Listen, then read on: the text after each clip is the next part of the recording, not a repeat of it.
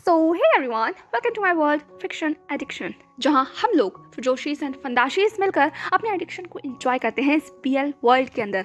चलिए तो अपने नॉवल को स्टार्ट करते हैं जिसका नाम है hard to reach. Let start. But उससे पहले I just want to say that जो कोई भी फर्स्ट टाइम विजिट कर रहा हो वो चैनल को सब्सक्राइब किए बगैर मत जाना और वीडियो को लाइक कर देना। ओके, चलिए स्टार्ट करते हैं। सब कुछ खत्म हो गया, जैसा कि इंसान ने कहा था। उस दिन के बाद सब कुछ खत्म हो गया। वक्त गुजरता रहा, सेकंड्स मिनटों में चेंज हुए, मिनट घंटों में, घंटे दिन में, दिन हफ्तों में और हफ्ते महीने में चेंज हो गए। पूरे 2 महीने बीत गए। 2 महीने उस दिन के बाद, और उस 2 महीनों में बहुत कुछ बदल गया, बहुत बहुत ज़्यादा कुछ। जो जख्म था वो अब नासूर बन गया। बीतते वक्त के साथ वो जो फीलिंग्स उस दिन निकल कर बाहर आई थी, वो फीलिंग्स जीना मुश्किल कर रही थी। चैन जैसे जिंदगी से गायब हो गया था। तड़प थी आंखों में, ऐसी तड़प जो सिर्फ तलाश करती थी सिर्फ एक शख्स की, जिस शख्स के पास लानवांग जी भाग कर जाना चाहता था। वो वक्त गिनता था, हर बीतता सेकंड गिनता था और सोचता था कि अब वो जान को कैसे देखेगा। इस 2 महीने में वांग जी तो बेशक शायद वहीं रुका रहा हो, पर जान आगे बढ़ गया था। जैक्सन और उसका शूट बहुत बड़ा हिट साबित हुआ था, एटलीस्ट जान के करियर के लिए। उस एड शूट ने जान को नए एंडोर्समेंट में, नई कंपनीज के साथ कोलैब करने में बहुत ज़्यादा हेल्प की। रातों रात हर जगह इस वक्त जान और जैक्सन के बारे में ही बात हो रही थी। जितना सोचा था उससे भी ज़्यादा फेम मिला था, और इस वक्त बहुत सारी कंपनीज की नज़र उन दोनों के ऊपर थी। सब उन्हें कास्ट करना चाहते थे, अपने साथ वर्क के लिए साइन करना चाहते थे, और इसीलिए वो जान और जैक्सन को एक साथ अप्रोच कर रहे थे। इस चीज़ ने जान के अंदर एक अजीब सी हेजिटेशन को तो दिया था, लेकिन वो जानता था अगर उसे अपने प्रोफेशन में आगे बढ़ना है और चीज़ों को साथ लेकर चलना है तो सक्सेस के साथ बढ़ना ही सबसे इंपॉर्टेंट है। उसे कोई फ़र्क नहीं पड़ता कि उसका पार्टनर कौन है, किसके साथ वो काम कर रहा है, क्योंकि उसके लिए प्रोफेशनल और पर्सनल चीज़ दोनों अलग हैं। वो जब भी इन दोनों चीज़ों को मिलाता है हर्ट होता है उसे। तो बेहतर है कि इन सब चीज़ों को भूल कर वो आगे बढ़े। इसीलिए उसने जैक्सन के साथ काम करने में भी अब कोई गुरेज नहीं किया। जैक्सन के साथ उसका एक पास्ट है और वो पास्ट की तरह ही रहेगा। जैक्सन ने जान को अप्रोच करने की बहुत कोशिश की। वो हर मुमकिन कोशिश करता था कि जान उसके साथ उस प्रोफेशनल रिलेशनशिप को छोड़कर एक नेक्स्ट लेवल के रिलेशनशिप में शामिल हुए, वापस वैसा ही पास्ट की तरह मुकाम उन दोनों का हो। पर नहीं, जान ने अपने आप को पूरी तरीके से आइसोलेट कर लिया था। वो जितना ज़्यादा आगे बढ़ रहा था अपने करियर में, उतना ही ज़्यादा वो खुद को कंस्ट्रेन करता चला जा रहा था, खुद को बाउंड करता चला जा रहा था। उसके चारों तरफ एक वॉल बन चुकी थी, जिस वॉल के अंदर कोई भी नहीं आ सकता था, कोई भी नहीं। उसके पास एक पल की फुर्सत रहती ही नहीं थी। सुबह से लेकर शाम तक एड शूट्स, ब्रांड्स के साथ कोलैबोरेशन, उसकी कंपनी उसके ऊपर प्रेशर बना रही थी सॉन्ग्स लिखने के लिए। उसके बाद म्यूजिक को कंपोज करना, अलग अलग डायरेक्टर्स के साथ उसकी मीटिंग। वो सुबह से लेकर शाम तक उसका पूरा शेड्यूल पैक था, और इस शेड्यूल में उसके पास 1 मिनट की फुर्सत नहीं थी। यूँ कहो, जान ने जानबूझकर खुद को 1 मिनट की फुर्सत के लिए नहीं रखा था, क्योंकि वो जानता था कि अगर वो अपने इस काम से बाहर आएगा और चीज़ों के बारे में सोचना शुरू करेगा तो उसकी जो पर्सनल सिचुएशन है वो सिर्फ उसे डार्कनेस देगी। वो मेस है, वो जानता है ये बात कि वो अंदर से इस वक्त पूरी तरीके से मेस है, पर वो ये दिखाना नहीं चाहता। वो किसी को कुछ दिखाना नहीं चाहता। इसीलिए पिछले 2 महीने से उसने अपने फ्रेंड से भी एक दूरी बना ली थी। उसके पास टाइम नहीं था, यही बहाना कहकर वो अब किसी से भी नहीं मिलता था। इस 2 महीने में ऐसा नहीं था कि लानवांग जी और जान टकराए थे। 2 से लेकर 4 बार वो टकराए, लेकिन इस बार जान ने वांग जी को कम्प्लीटली नज़रअंदाज कर दिया। वांग जी ने जान को बहुत बार अप्रोच करने की कोशिश की, उसे कॉल किया, टेक्स्ट किया, उसका वेट किया, उस क्लब में जाकर भी ढूंढा जिस क्लब में जान और वो मिला करते थे, बट नहीं, कुछ नहीं। जान ने कोई ऑप्शन ही नहीं छोड़ा था वांग जी के लिए। ऐसा नहीं था कि उसे हर्ट नहीं हो रहा था, उसे हर्ट हो रहा था वांग जी को इस तरीके से देखकर, पर उसे ये सब चीज़ नहीं चाहिए। जान को ये सब कुछ नहीं चाहिए, उसे सिर्फ एक अश्योरेंस चाहिए। क्या वो ज़्यादा मांग रहा है? यही सवाल वो खुद से पूछता था, पर जवाब सिर्फ यही आता था कि नहीं, वो ज़्यादा नहीं मांग रहा, उसे सिर्फ एक अश्योरेंस ही चाहिए। और इस चीज़ ने जान को बहुत सॉलिड कर दिया था। वक्त गुजर गया। 2 महीने बाद जान अपनी कंपनी में था, अपने मैनेजर के सामने बैठा हुआ। उसके मैनेजर ने जान की तरफ देखते हुए कहा, well done my boy, you did a great job. ये कहते हुए उसका मैनेजर बहुत खुश था, पर जान के चेहरे पर कोई खुशी नहीं थी।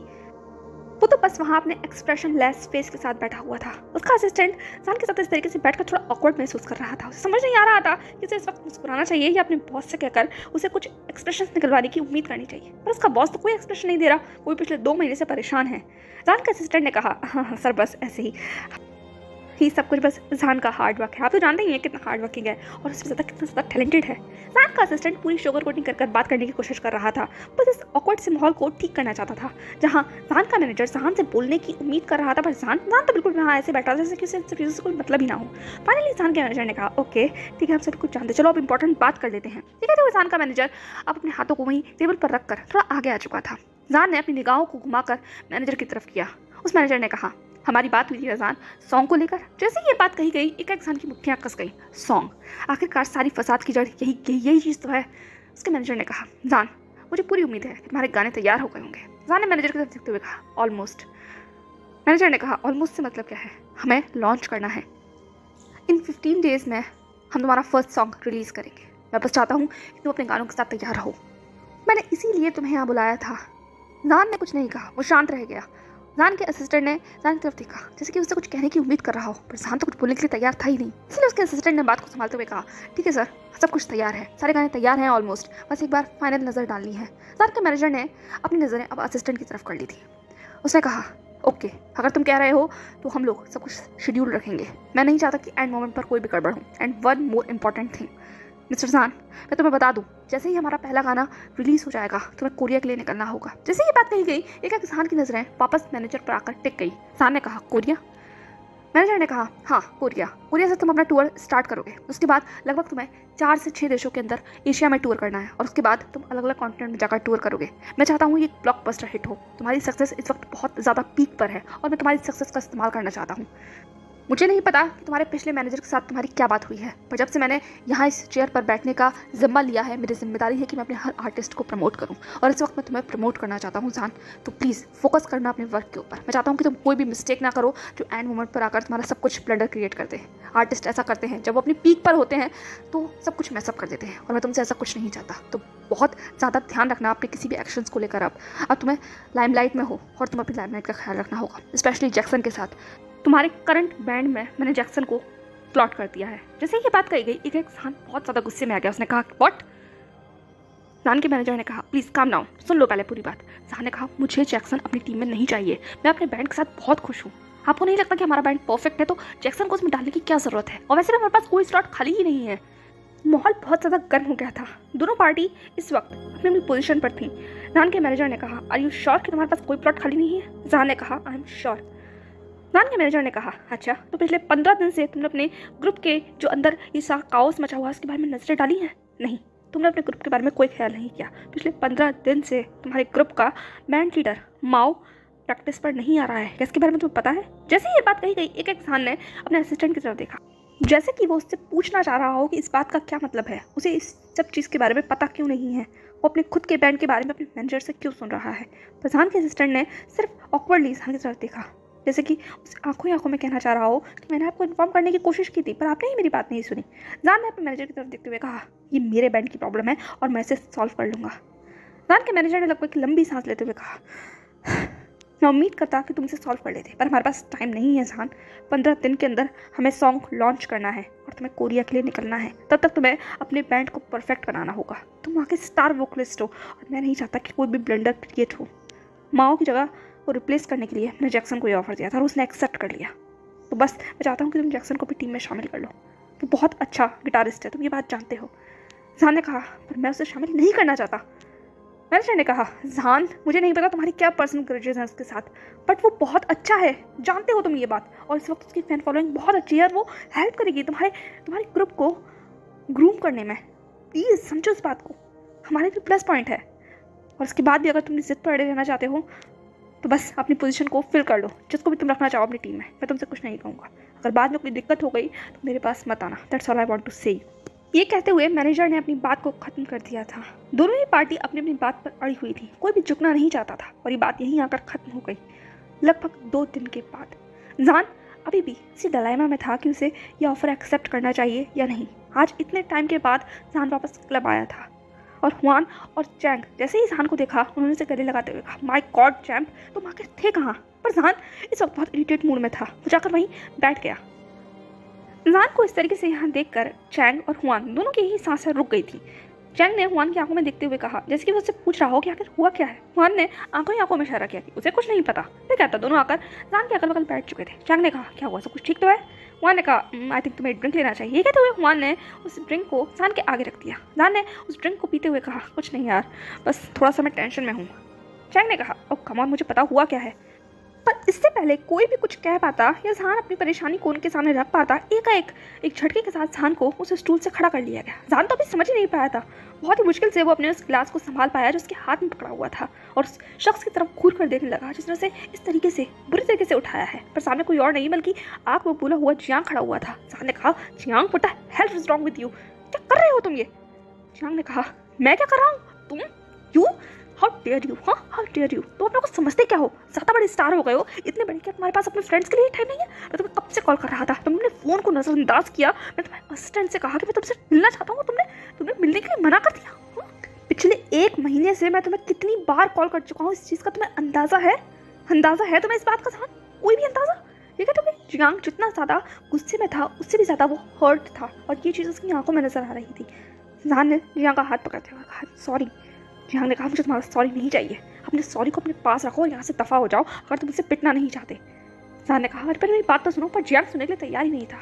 इससे पहले कि जियांग ज़्यादा कुछ कर पाता, एक हाउसवान ने जियांग को खींचते हुए कहा अरे बस छोड़ो भी, अब जान लोगी क्या? जियांग ने हाउसवान की तरफ घूर कर देखते हुए कहा हाँ मैं इसकी जान लूंगा। जहान ने कहा अगर तुम मेरी जान लेना चाहते हो तो ले लो, अगर तुम्हें इससे शांति मिल जाए तो। ये कहते हुए जहान बहुत ही हेल्पलेसली वहीं स्टूल पर बैठ गया और उसको इस तरीके से देखकर जितना ज़्यादा गुस्सा जियांग को आ रहा था वो थोड़ा सा कम हो गया, बल्कि अब उस गुस्से की जगह टेंशन ने ले ली थी। जियांग ने कहा तुम जानते हो ना कि मैं तुम्हारी कितनी केयर करता हूँ। जहान ने कहा आई नो।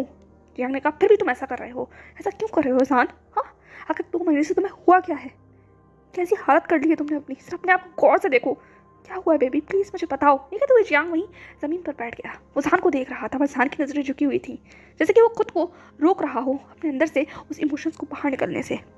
कुछ वक्त का समय लगा। उसकी ऐसी हालत को देखकर वहाँ पर खड़े हुए जितने भी उसके फ्रेंड्स थे सब टेंशन में आ गए थे।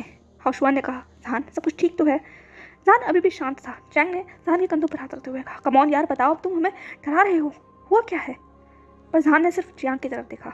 उसने जियांग की तरफ देखते हुए कहा तुम्हें पता है ना जैक्सन? जियांग ने कहा मुझे पता है, इसीलिए तो मैं तुम्हें कॉल कर रहा था, तुम्हारे पास पहुंचना चाहता था। जिस दिन से मुझे पता चला है मैं तब से तुमसे बात करना चाहता हूँ, पर तुम यू डम हेड, तुमने कोई रास्ता ही नहीं छोड़ा मेरे लिए। हाँ आखिर वो जैक्सन यहाँ कर क्या रहा है और तुम उसके साथ क्या कर रहे हो? हाउसवान को समझ ही नहीं आ रहा था कि कौन सी एलियन लैंग्वेज में जियांग बात कर रहा है। हाउसवान ने कहा हाँ ये जैक्सन, इसका क्या मैटर है, कौन है ये? जान मुझे तो बताओ कोई, मैं इतना क्लूलेस क्यों हूँ? वो तुम्हारे साथ रहेगा जियांग ने कहा हाँ बताओ ये जैक्सन और तुम्हारा क्या मैटर है जान? जान ने कहा कोई मैटर नहीं है ऐसा खास। जियांग ने कहा सच में कोई खास मैटर नहीं है? हाँ।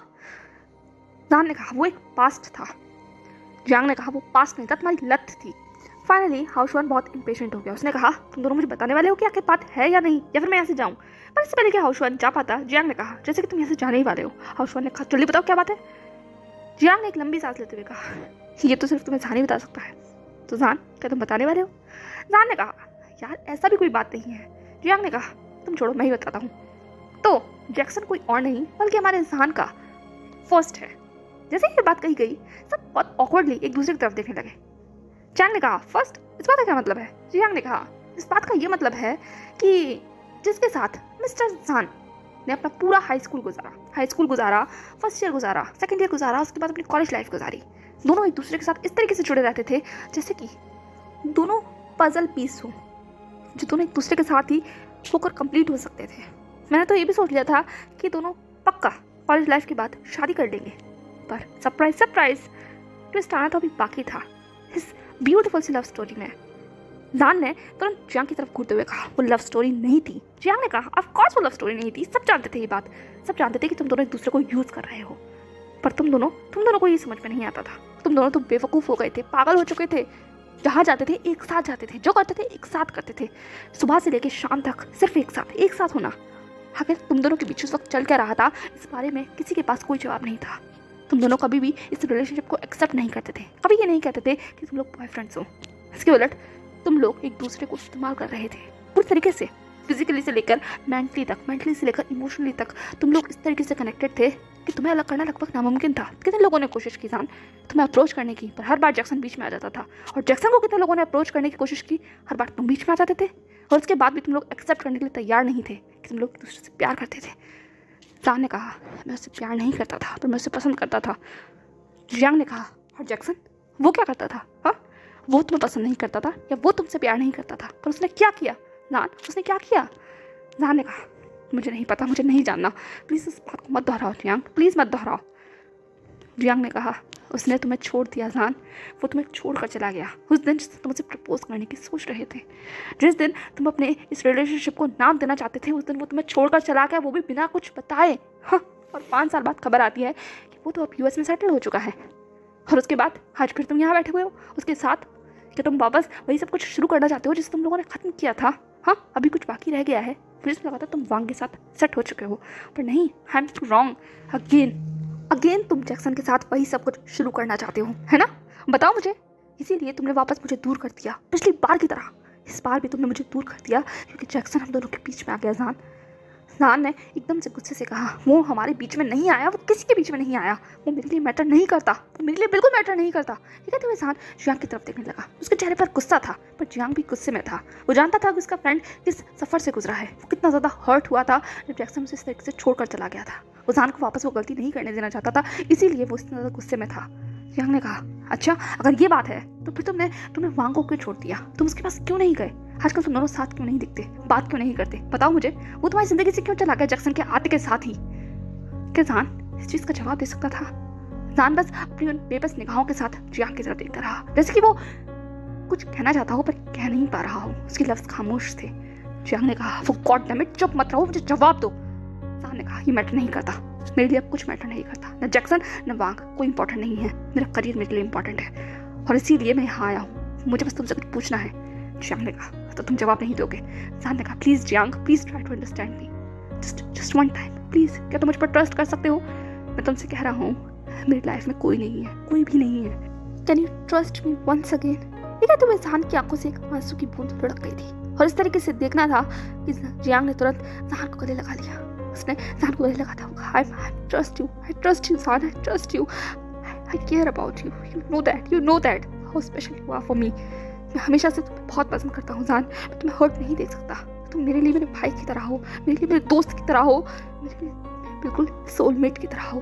हाउशवान ने कहा सोलमेट? वो तो मैं हूँ तुम्हारा। जियांग ने कहा चुप हो जाओ हाउशवान, तुम जानते हो कि तुम कौन हो और तुम ये भी जानते हो कि जान मेरे लिए क्या है, वो मेरे लिए इंपॉर्टेंट है। हाउशवान लगभग मुंह बनाकर वहीं खड़ा हो गया। उसने कहा कुछ भी इंपॉर्टेंट हो पर मुझसे ज़्यादा नहीं है, ये बात तुम जानते हो। जियांग ने कहा शट अप। जान ने कहा ओके तुम दोनों, हाँ ठीक है, जियांग तुम्हारा है मेरा नहीं है, हम लोग बस फ्रेंड्स हैं, है ना जियांग? ये कहते हुए जान ने पहले जियांग की तरफ देखा। जियांग ने कहा मैं हमेशा तुम्हारे साथ हूँ, याद रखना, कुछ भी कहना हो, कुछ भी सुनाना हो, जस्ट वन कॉल, ओके? जान ने कहा आई नो दैट। जियांग ने कहा ओके तो बताओ क्या कहना है? जियांग ने कहा थैंक गॉड एटलीस्ट सब तुम लोगों ने ही रोना धोना ख़त्म किया। जान जो भी तुम्हारा पास्ट हो उस बात से कोई रिलेशन नहीं है हम लोगों का, हाँ पर हम लोग तुम्हें सपोर्ट करेंगे। ये कहते हुए जियांग भी जान को अश्योरेंस दे रहा था। जान ने कहा तुम लोग हो तो मैं खुश हूँ, thanks for all of you. ठीक है, तो जान सबकी तरफ देखने लगा। हाउशवान ने कहा अरे यार मेरा डर खत्म करो, मुझे बताओ आखिर है क्या? फिर जान ने सब कुछ बता दिया जो कुछ भी उसके मैनेजर ने उससे कहा था। जियांग ने कहा ये तो बहुत ग्रेट डील है जान, अगर तुम्हारी लाइफ में कुछ भी नहीं है तो फिर जस्ट ग्रैब इट। जान ने कहा पर प्रॉब्लम जैक्सन है। जियांग ने कहा वो प्रॉब्लम नहीं है। जान ने कहा पर जियांग ने कहा तुमने अभी खुद ही कहा कि वो तुम्हारे लिए मैटर नहीं करता, अगर वो तुम्हारे लिए मैटर नहीं करता तो जान सो जस्ट प्रूव इट, या फिर बात वांग से रिलेटेड कुछ है। जान ने तुरंत कहा नहीं लानवांग जी से रिलेटेड कुछ भी नहीं है, वो अपनी लाइफ में है और मैं अपनी लाइफ में। फाइनली मुझे रियलाइज़ हो गया है कि तुम ठीक कह रहे थे, हम दोनों एक दूसरे के लिए कंपैटिबल नहीं है, we are two different souls and better होगा कि हम लोग डिफरेंट ही रहें। एक है तो जान अपनी दुनिया में जैसे खो गया था और उसे इस तरीके से देखकर सब समझ गए थे कि कोई ना कोई प्रॉब्लम तो है। जियांग ने जान को गले लगाते हुए कहा of course you are different, इसीलिए तो मैं तुम्हें इतना पसंद करता हूँ। चलो अब ये सब कुछ खत्म करो, इस गोल्डन अपॉर्चुनिटी को ग्रैब करो और धूम मचा दो, बस हर जगह तुम्हारा ही नाम होना चाहिए जैसे कि अभी है, यहाँ से लेके वहाँ तक, और तुम्हारे गानों को सुनने के लिए मैं बेकरार हूँ। कहते हुए जियांग ने जान को एक चेयर पर स्माइल दी। फिर क्या था, सभी दोस्त आपस में एक दूसरे के साथ उलझ कर रह गए। वहीं इस क्लब से कहीं दूर एक शांत बड़ी सी लग्जूरियस कंपनी में इस वक्त दो लोग आमने सामने खड़े हुए थे। इस वक्त लानवांग जी अपने डैड के सामने खड़ा हुआ था। लैनवेन हुआ ने वांग जी की तरफ देखते हुए कहा ये तुमने अपनी क्या हालत बना रखी है? वांग जी ने कहा कुछ नहीं डैड, बस काम का वर्कलोड ज़्यादा है। लैनवेन हुआ ने वांग जी की तरफ घूर कर देखा। उसने कहा वर्कलोड ज़्यादा है कि इसके बारे में मुझे खबर नहीं है? मैं इस कंपनी को तुमसे बेहतर जानता हूँ, ऐसा नहीं है क्या? ये कहते हुए लैनवेन हुआ वांगजी की तरफ घूर रहा था। वो अपने बेटे को देख सकता था, उसकी आंखों के नीचे पड़े हुए वो काले घेरे, उसका ये हाल। वो दिन रात काम करता रहता है। सारी खबर लैनवेन हुआ के पास पहुंच रही थी और फाइनली लैनवेन हुआ ने वांगजी को यहाँ कॉल किया और अब दोनों एक दूसरे के आमने सामने हैं। लैनवेन हुआ ने कहा, अगर सब कुछ ठीक है तो मेरे पास एक न्यूज़ है तुम्हारे लिए। अचानक से वांगजी ने जब ये बात सुनी तो उसने तुरंत मुड़कर लैनवेन हुआ की तरफ देखा। उसने कहा, न्यूज़? लैनवेन हुआ ने कहा, हाँ, मैं चाहता हूँ कि हम लोग अगले हफ्ते एंगेजमेंट करें। जैसे ही ये बात कही गई, एक वांगजी का पूरा शरीर जैसे कांप गया। उसने अपने सफेद पड़े हुए चेहरे के साथ देखते हुए कहा, क्या? लैनवेन हुआ ने वांगजी की आंखों में देखते हुए कहा, क्यों, कोई प्रॉब्लम है क्या? तुम्हें एंगेजमेंट से कोई इशू है? फिर शादी नहीं करनी? वांगजी के पास इस बात का कोई जवाब नहीं था। यह जवाब था जिसे वो कह नहीं पा रहा था। जहान का चेहरा उसकी आंखों में जिससे कहीं गुजर गया हो। लैनवेन हुआ ने अपने बेटे को उस तरीके से खोया हुआ देखा तो उसने कहा, क्या कोई प्रॉब्लम है? ये कहते हुए उसने इस बात पर ज्यादा जोर दिया, पर वांगजी के लिप्स तो सिर्फ टाइट थे। उसने कुछ भी नहीं कहा, उसने सिर्फ नोट करते हुए कहा, ओके। लैनवेन हुआ ने एकदम से अपनी मुट्ठियों को कस लिया। वो दोनों एक दूसरे की तरफ कुछ पल ऐसे ही देखते रहे और वो ऑफिस उस सन्नाटे में ऐसे ही डूब गया।